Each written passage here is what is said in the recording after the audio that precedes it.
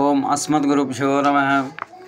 లక్ష్మీనాథసమారంభం నాథయామనమధ్యమం అస్మదాచార్యపర్యంతం వందే గురుపరంపరం. వసుదేవసుతం దేవం కంసచానూరమర్దనం దేవకీ పరమానందం కృష్ణం వందే జగద్గురుం.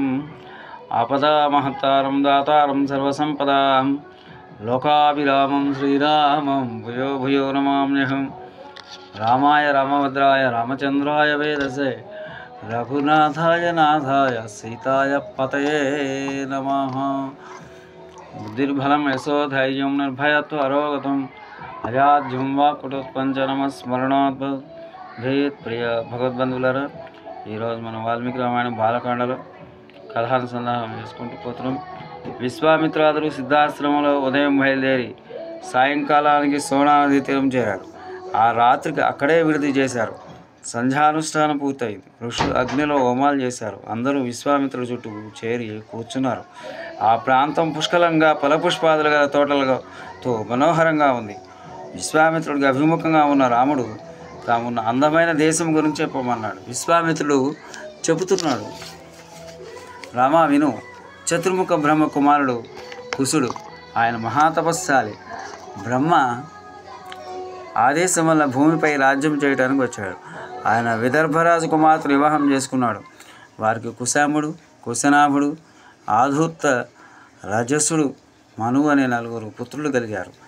ధార్మికులైన ఆ పుత్రులకు కుశుడు రాజ్యపాలన బాధ్యత అప్పగించాడు. ఆ నలుగురు 4 నగరాలు నిర్మించుకుని రాజ్యపాలన చేయసాగారు. మనం ఇప్పుడు మనువు వసువు రాజ్యంలో ఉన్నాం.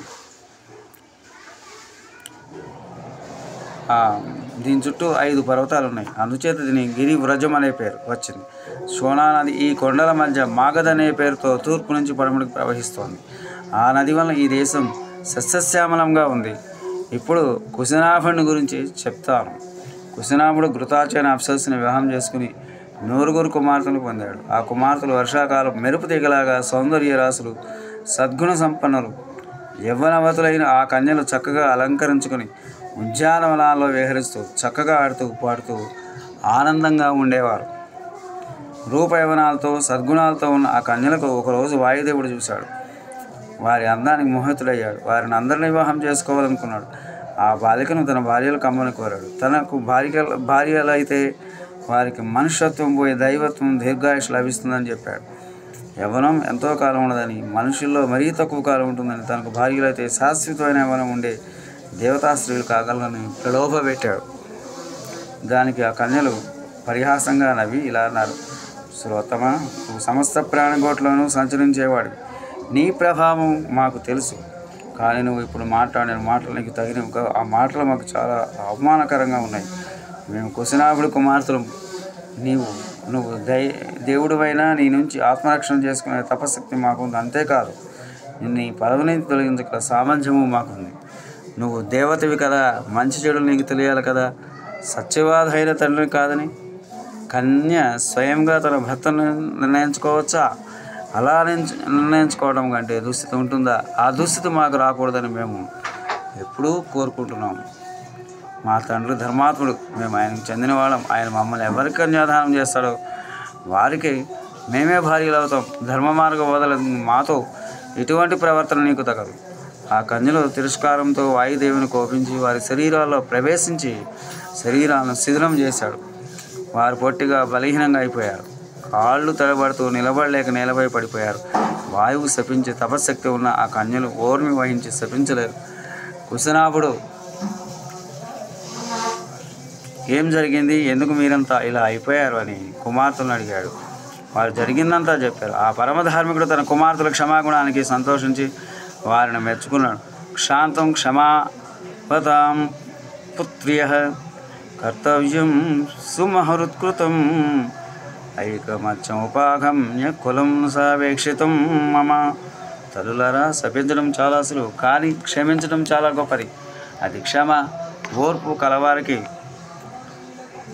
సాధ్యం. స్త్రీలకైనా పురుషులకైనా ఓర్పే అలంకారం. మీరు అప్సరస్ కుమార్తెలు, ఆ పైన తపస్సు చేశారు. మీకు శపించగల సామర్థ్యం ఉంది. అయినా మిమ్మల్ని ఇంత బాధించిన వాయువు శపించకుండా వదిలేశారు. విశేషమైన ఓర్పును ప్రదర్శించారు. మీరందరూ ఒకే విధంగా ఆలోచించి గొప్ప పని చేశారు. నా వంశ గౌరవం నిలబెట్టారు. క్షమాధారం క్షమాయజ్ఞ క్షమా సత్యం హి పుత్రికా క్షమాయస క్షమాధర్మ క్షమయా విశిష్టితం జగత్. ఓర్పే నిజమైన బలం, ఓర్పే ఉత్తమమైన దానం, ఓర్పే గొప్ప యజ్ఞం, అదే సమస్త పుణ్యాలను ఇస్తుంది. ఓర్పే కీర్తి, అదే సత్యం. ఈ జగత్తంతా క్షమ వల్ల నిలిచి ఉంది. వారి క్షమాగుణాన్ని అభినందించాడు. తర్వాత మంత్రులతో కుమార్తెల వివాహ విషయం ఆలోచించాడు.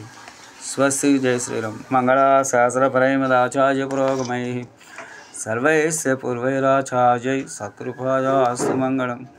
మంగళం కౌసలేంద్రాయ మహనీయ గుణాబ్దే చక్రవర్తనూజాయ సార్వభౌమాయ మంగళం. స్వస్తి. జయ శ్రీరామ్.